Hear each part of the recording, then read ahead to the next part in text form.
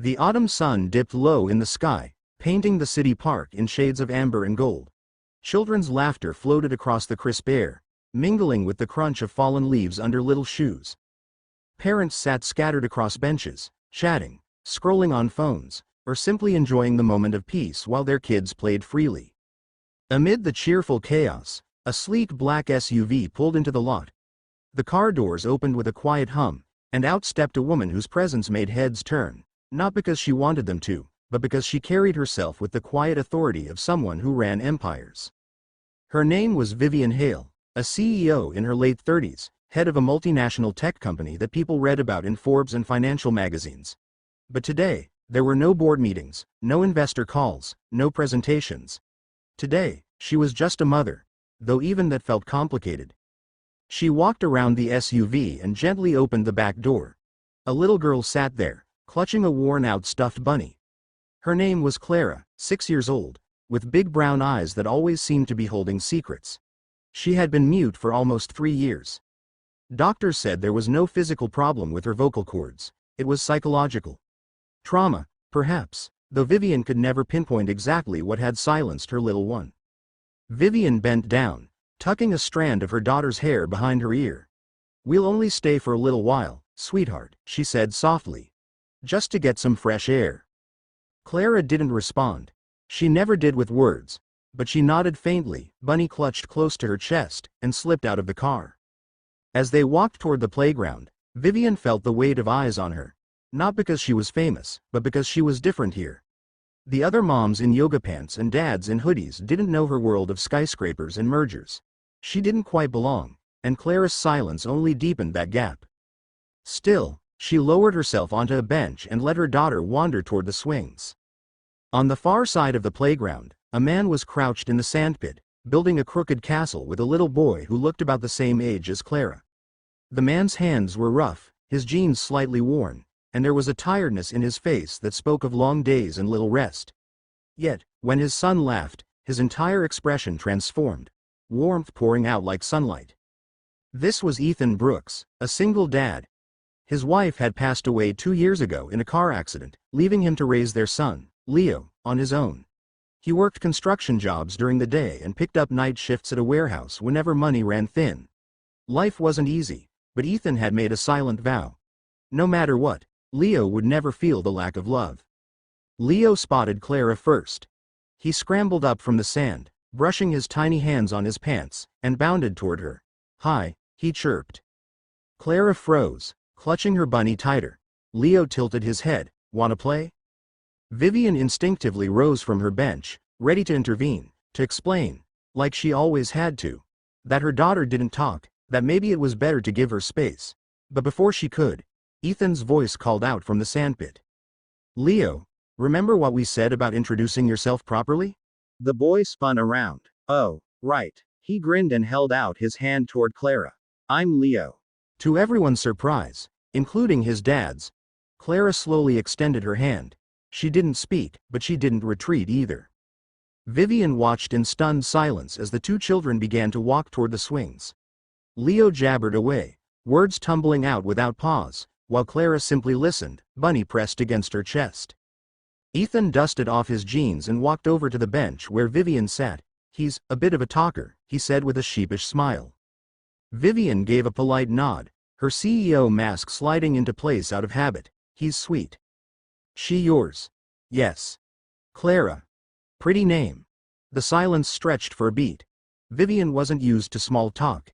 In her world, every conversation had a purpose, a deal behind it. But here, she didn't know how to play the game.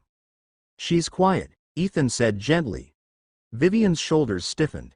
She expected judgment, the kind she'd heard before. Other parents whispering, "Poor kid," or "What's wrong with her?" But when she turned to him, Ethan wasn't frowning. He was just observing, like he genuinely wanted to understand.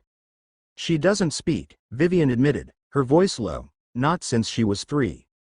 Ethan nodded thoughtfully, as if filing that away without pity. "Kids are tougher than we think. They just need the right person to reach them." Vivian almost laughed, bitterly. "We've had therapists, specialists, endless appointments. No one's managed to reach her." Ethan didn't argue. He just looked out toward the swings, where Leo was now trying to show Clara how to pump her legs to go higher. Clara's face was unreadable, but her grip on the chains wasn't as stiff as before. Minutes passed. The sun dipped lower, the shadows lengthened. Vivian found herself relaxing. Watching her daughter with another child was rare. Usually, Clara stayed glued to her side, uninterested or withdrawn. But Leo was different. He wasn't pushing, just inviting, and somehow, Clara wasn't shutting him out. Then, it happened. Leo hopped off the swing and knelt in the sand, drawing something with a stick. Clara slid off her swing and crouched beside him. He said something. Vivian couldn't hear what, but she saw Clara tilt her head, really considering it. And then, the world seemed to stop. A soft, fragile voice broke through the crisp evening air.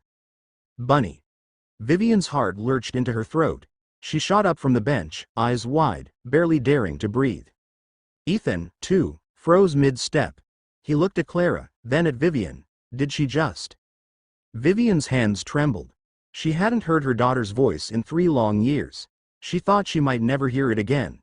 But there it was, small and quiet, directed at the crude drawing Leo had made in the sand. An animal with floppy ears. Leo grinned proudly. "Yeah, Bunny, you like bunnies?" Clara nodded, clutching hers tightly. And then, miracle of miracles, she whispered again, "Yes."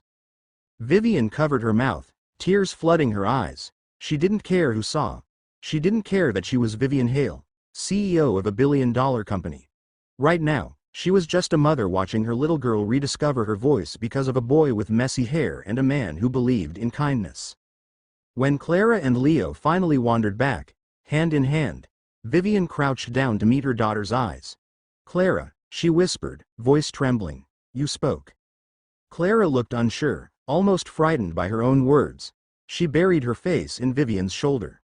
Ethan crouched down too, his tone calm, steady. "You did amazing, Clara. You don't have to rush. Just one word at a time." Vivian blinked at him, stunned. Therapists had said the same words, but coming from him, they felt different. Maybe because he wasn't speaking like a professional analyzing a patient. He was speaking like a dad who understood what it meant to fight for a child, one small victory at a time. They lingered until the sun dipped below the horizon and the playground emptied. Finally, Vivian stood, brushing leaves off her coat. "Thank you," she said softly, turning to Ethan. "I don't even know what to say." She hasn't, her voice broke, she hasn't spoken in years. Ethan smiled faintly. "Don't thank me. That was all her, and maybe a little bit of Leo's stubbornness." Vivian glanced at his son, who was tugging Clara toward the sandbox one last time. "He's remarkable." "Gets it from his mom," Ethan said quietly, almost to himself. There was a pause, filled with unspoken stories. Vivian wanted to ask, but she didn't. Instead, she just looked at him. The man in worn jeans who somehow did what all the specialists hadn't. As she buckled Clara into the SUV that night, her daughter whispered again. Just one word. Home. Vivian's tears returned, but this time, they carried hope.